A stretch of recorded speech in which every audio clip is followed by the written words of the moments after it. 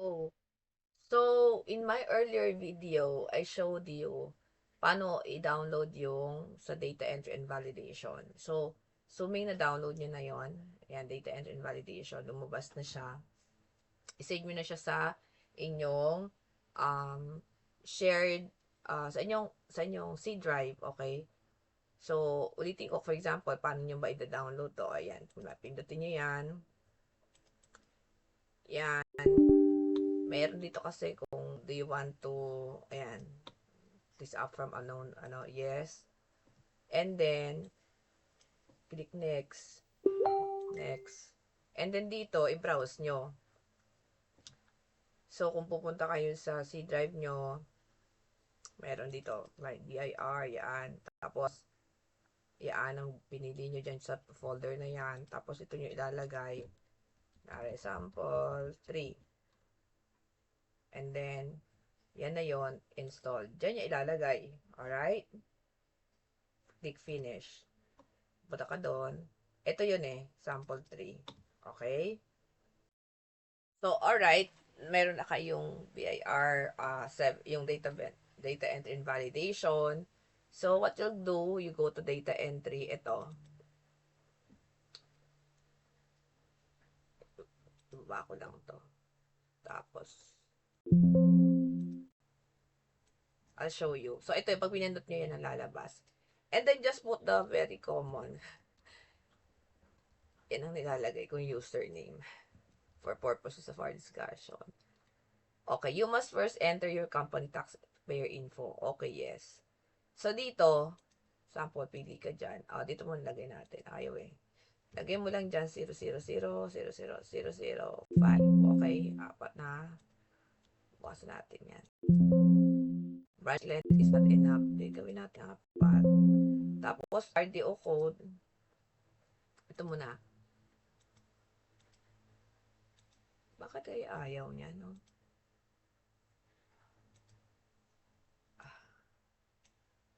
Lakihan ko lang. Ang weird. Hindi siya ito, withholding agent, private. Dito sa next screen ko siya lumalabas Tax driver individual. Tapos ito. For some reason, I really don't know kasi naka-dual screen ako. Pili tayo. Bawa. 3. Line of business. Yan. Anong line of business mo? For example, online selling. Kung anong nandun sa last name mo, De La Cruz, halimbawa.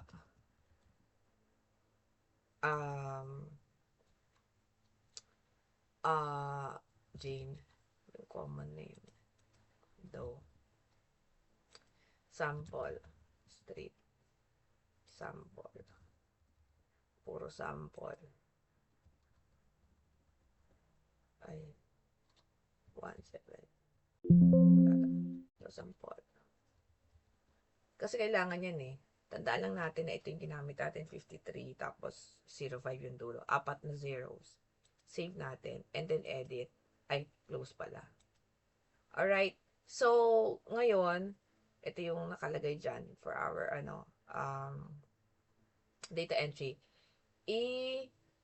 Pili na natin yung 1604C. Yan. Dalawa kasi to. Ito, para to sa, tingnan nyo, open ko ha. Okay, year 2024. Para yan sa alpha list of employees. Okay, tingnan natin yung pinagkaiba ng isa. Exit muna natin yan. Yes. Ito naman, minimum wage earner. Okay? So, yung isa, non-minimum wage earner. Ito naman, minimum wage earner. Okay? Yan ang gagamitin natin kasi minimum wage earner nga tayo I-click natin yung add button. Tapos, yung ating sample, I'm going to show you. Kasi sample nga, ito nga yun. Hulaan lang natin. Yun. Ito yun. 001. Okay? Pero dapat ito kasi yung 01 is, branch yan So, dapat dito talaga. May 1 siya dyan. Okay? Sample lang yan. Actually, kung exit, ang gagawin nyo para hindi kayo mahirapan, yung back to main menu, ito yung sinasabi ko, yung tin library, lagyan nyo na. Sulatan nyo na, i-add nyo na siya. 0000001. Diba? Normally yan, mag-auto-populate. O kunwari, anong pangalan nito? Ano ba yung Lana? Lana. Sample lang natin. Tapos birthday, importanteng lagyan nyo ng birthday. 1981. Okay, isave mo. Address field, kailangan na Lana Street. Kasi yan yung lalabas doon sa 2316. Save. And then, mag-add pa tayo ng isa. Ha? Ano pa yung isa? Betel Cortez. Wala lang natin to. Pero dapat valid yung tin ha. Kasi alam ko pag hindi valid, titingnan natin kung ano siya. Pangalan nito. Validate. Ito, Cortez. Betel. Tapos ito, Cortez Street. Tapos, wala din natin ng date ng birthday niya. 05, tapos 1999. Save natin. Okay. And then, revert. Para ma-exit natin. And then, let's go to 1604C. Okay. So, I showed you yung schedule 1 para yan sa mayroong na withholdan. Schedule 2, kung yun ay, what do you call this? Kung yun ay minimum wage earner. So, let's do 2023. Tapos, amended return, no, non-receipt. In case of over withholding, date of refund, yan. Then, okay na yan. And then, click add update. Okay, year 2023. Oo, halimbawa, hindi nga nakapag-submit eh. So, let's work on, buti na lang mapapaliit, no? Makikita ba to habang ginagawa natin? Ayan, tingnan natin nga kung tingnan natin ha. So, ito, did we click? Hindi. Click add. 0000001. Ayan, di ba? Nag-auto-populate siya. Assuming region 3. Tapos yung nationality nyo kakalimutan. Filipino. Okay? And then casual siya. Nag-employ siya halimbawa noong 605. 15, 2023. Umalis din siya ng 06, 05, 2023. Ganyan. Reason for separation. Kunwari nag-resign. Okay? Ito yung factor yung sa sinasabi kong 313 ang gagamitin natin. Okay, tapos, let's see hindi lang to na-move eh. Pero ito yun eh, right? Yung sinasabi ko na gamitin natin. Okay, dito, alright, ito yung minimum wage earner niya. I-divide sa 313, ang lumabas, 72.04. Kasi, i-click nyo yung tab. Yan, 72.04. Kasi pag hindi nyo siya ginawa, hahanapin pa rin niya, hindi makakaproceed mag-save. So, tingnan nyo, 22,548, ito, close siya doon, diba? So, i-divide mo talaga yung minimum wage earner niya by 313, ito yung lalabas. Pwede bang ibang factor? Alam ko hindi, kasi meron niya sa dole, na kung anong factor yung ginamit. Yung sinabi ko yung 313, ibig sabihin niya, nag-work siya except Sunday. Okay? But, yun yung naaalala ko for that. Tapos, tingnan natin na yung iba. Holiday pay, ito, ang sa kanya is 3588. Hanapin mo, ito yung holiday pay. Click mo lang yung tab. Okay. Ito pala, basic minimum wage, net of SSS. So, ito yun eh. Meron tayo dito sa bandang dulo. Ito siya. Yung 20. Ito yun. Iyan yung 2317.5. Okay. Tapos, yung holiday pay niya nga, ito yun eh, 3588, diba? 3588.75. Tapos ano to, 18 and 19. Ay.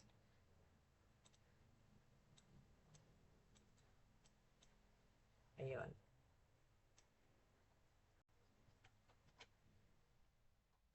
Ano to?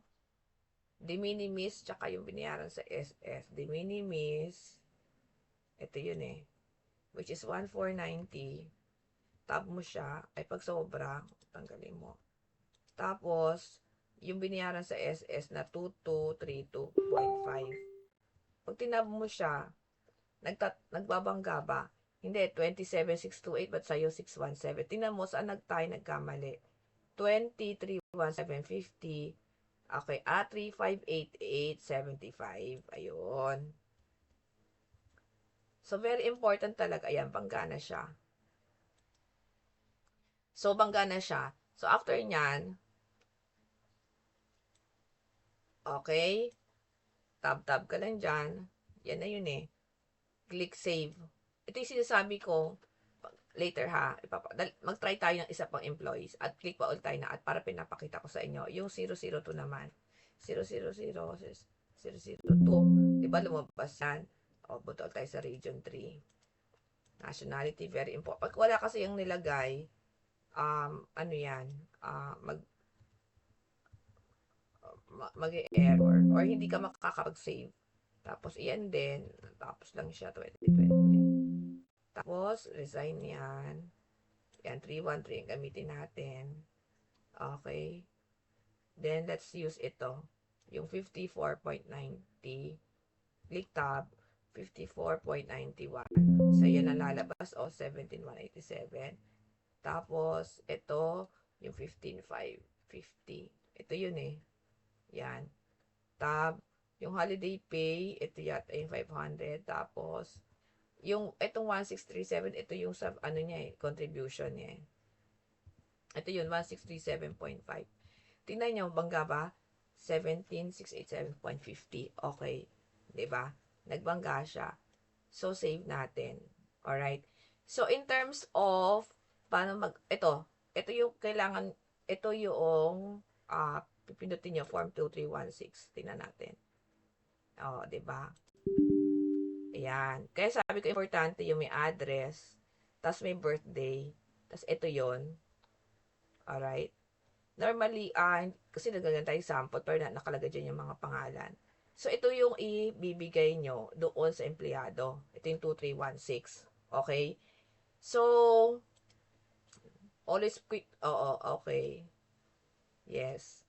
So, ano yun eh. So, ito na yung 2316 ha. May ID na kayo. Tapos, ito isi-save nyo. Papapirmahan nyo sa kanila. Ipiprint nyo muna. Save and then print. And then, papipirmahan nyo sa kanila. Remember, yun yung proseso natin. Mag-generate ng 2316. Tapos, after nun, i-generate natin yung 1604 CX report. So, nagawa na natin to. Naka-encode tayo sa TIN. Nag-update tayo dito sa data entry. In-update natin yung library, pinut natin yung details, naka-generate tayo 2316. Ngayon, mag-generate tayo ng 1604 Excel report. Ano naman yon? Excel report na yon. So, since shinut off natin kanina, sample 3 tayo, di ba? Books, i-save muna ito. No need for us to save this kasi nakuha naman natin. Don't save. Tapos, baka ano niya yan, save niya. But, I'll show you, punta ulit tayo dito sa data entry.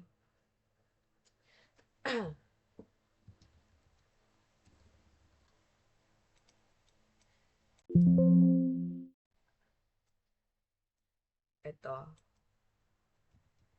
Admin. Diba? Tapos, ano yung data entry? Ganito yun. Punta ka dito sa 1604C. And then, remember, you're working on 2023. Okay? No? Okay. And then, generate file. Pupunta siya dito sa sample 3. And then, save. Okay. No. Pero ito, hold on. Ito yung pag-generate na 1604C report. Ayan yun eh. Dalawa yung nilagay natin. Ito yung Excel report.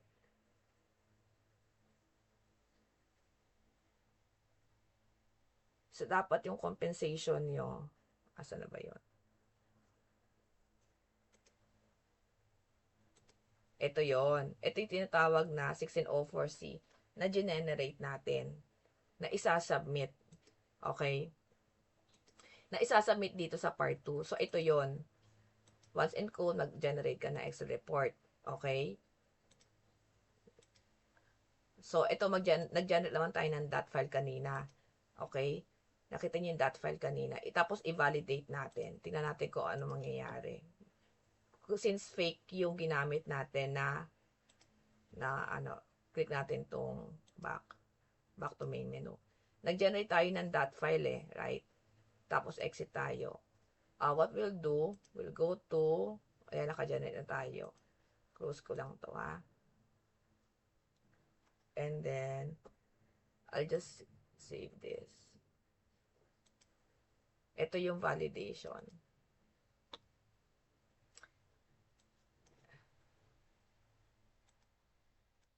Ayan, yan yon. And then what you'll do, you go to 1604. Ayan, C. Ayan. And then browse. Remember dito yan. Ito yung dot file natin. Okay. And then, kasi ang gamit 2023 to eh.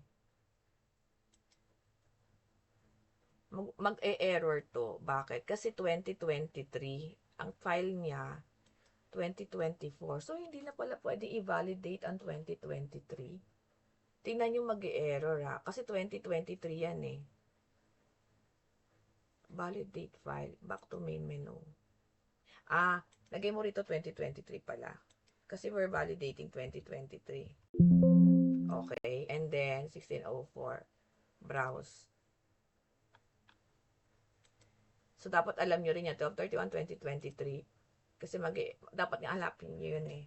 So, with the holding agent yan. And then, let's validate the file. Kung tama, kahit gumamit tayo ng maling, yan, select. Yan natin. Ayun, no errors encountered. So, ibig sabihin, that being said, yan, nagawa natin yan ha. Pwede na natin itong naka-validate tayo ng file, diba? Kahit pala invalid yung pwede. Isasabit naman natin to sa e-submission. So, nakita natin kanina walang error, no? So, ang gagawin natin sa process natin is isasabit natin sa e-submission bir.gov.ph. So, ito, e-submission at bir.gov.ph. Ayan. Tapos, ilalagay nyo dyan, anong mga data ilalagay nyo dyan? Yung TIN, yung name ng taxpayer, yung address, contact number. Tapos, sasabihin mo rin dyan, year, 2023 yon 1604C. Alright? Pagtapos nyan, hanapin mo saan mo siya sinave. Sample ha. Ito yon that file, control C. Isisend mo siya dito. Hindi ko siya isisend kasi sample ito. But once you send this one, you have to take a copy of the support kasi magbibigay sila ng confirmation. Okay? So, kaya ito yung sinasabi ko, di ba, nag-submit ka ng validated dito, tapos ipiprint mo yung confirmation niya, 1604C, na, nagpa-validate ka. Ito 1604C na yan, ito yung ginawa mo dito sa EBIR forms. Naalala niyo yon, yung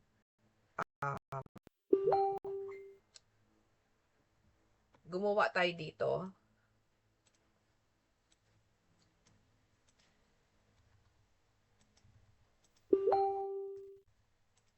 Yung ito, yung 1604, yung walang 1604 ito.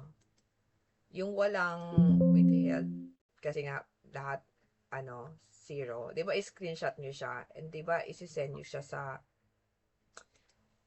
syempre i-click niyo 'yan and then makatanggap kayo ng confirmation. So dapat keep niyo yung support niyan, right?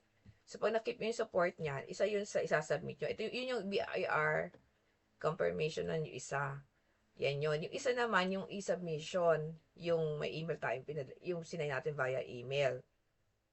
Kasi dalawang yun, pagsasamahin nyo, isasubmit nyo yon kasama yung Excel file na nuniran natin yung list of employees. Dito naman yon sa portion na to. Kung papayag sila na, kung papayag sila na pwede isubmit sa EAFS, then better. So, at least I showed you yung steps already ng paano mag-run ng 2316, paano mag-generate ng DAT file, tsaka mag-validate. Alright? So, sa next steps naman, ipapakita ko sa inyo ano naman yung Annex C and Annex F. Alright? Alright. Sige, thank you.